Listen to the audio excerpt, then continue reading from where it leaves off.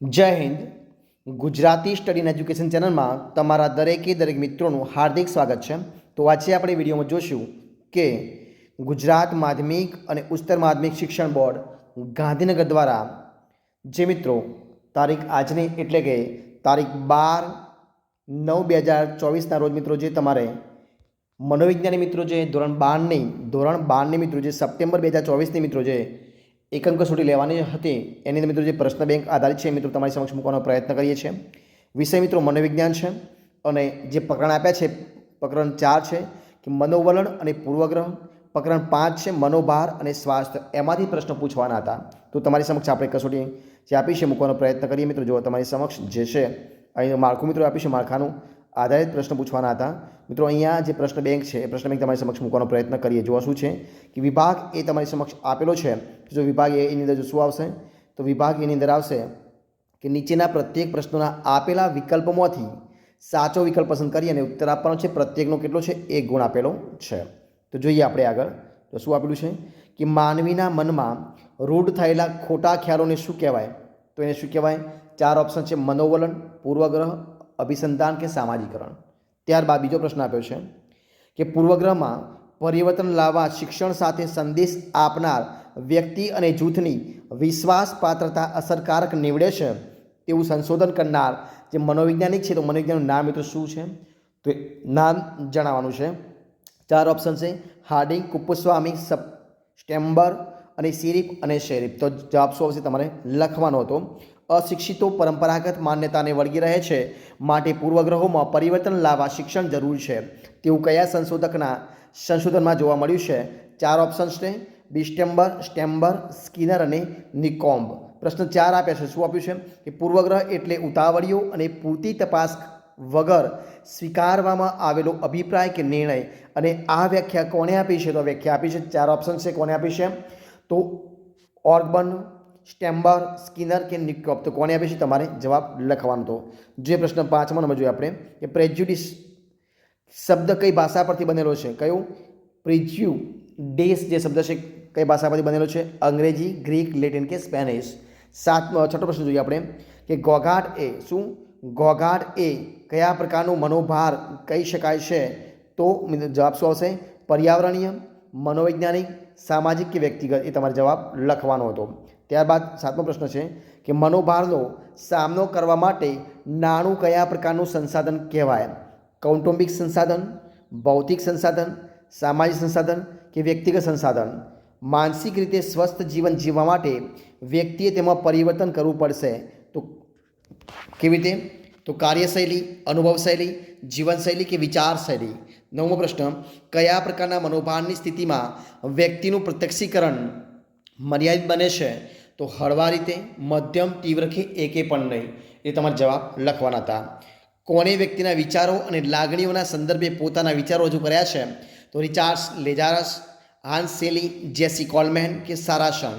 ત્યારબાદ આગળ પ્રશ્ન શું આપ્યું છે કે તબીબી સંભાળને કયા પ્રકારનું સંસાધન કહી શકાય?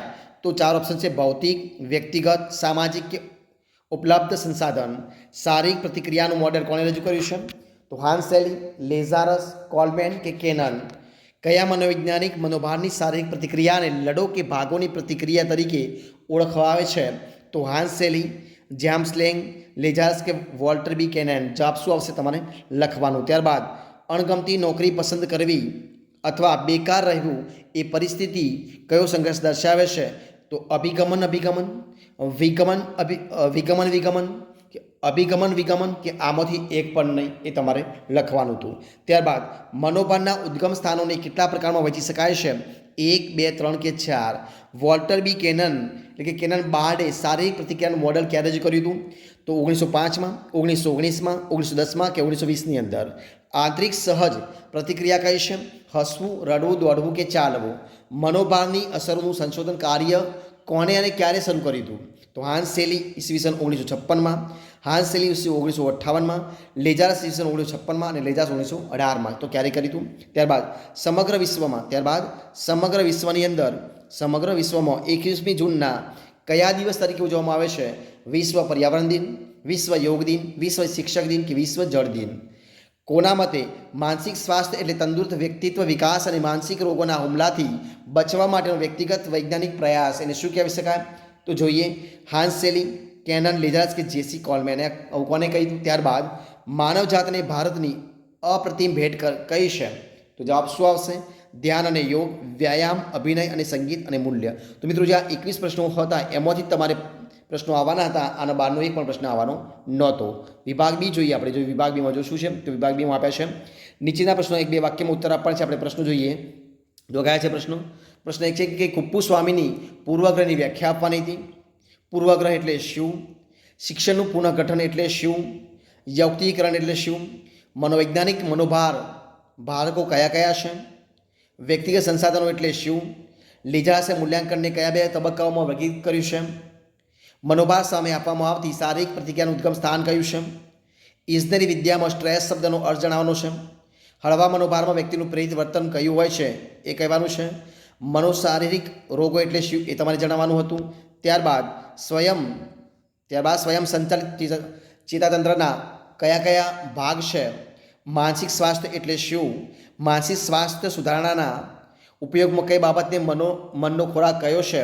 અને માનસિક સ્વાસ્થ્ય સારું રાખવા માટે પ્રત્યેક વ્યક્તિએ કેટલા મિનિટ કસરત કરવી જોઈએ એવું કહેવામાં આવ્યું છે.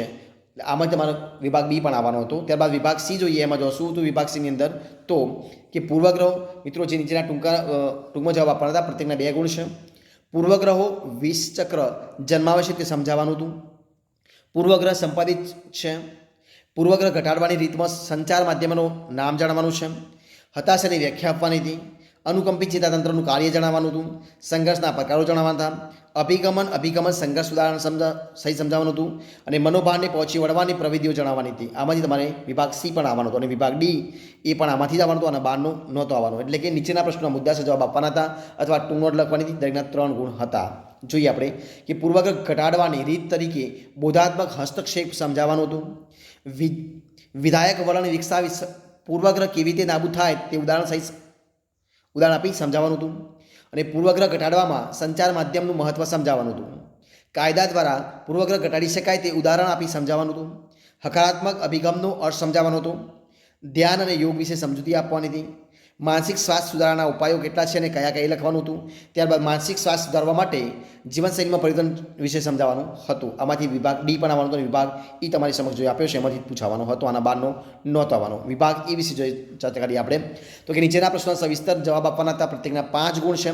તો કે મનોભારના ઉદ્ગમ સ્થાનોની સમજૂતી આપવાની હતી અને મનોશારીરિક રોગો સમજાવવાના હતા.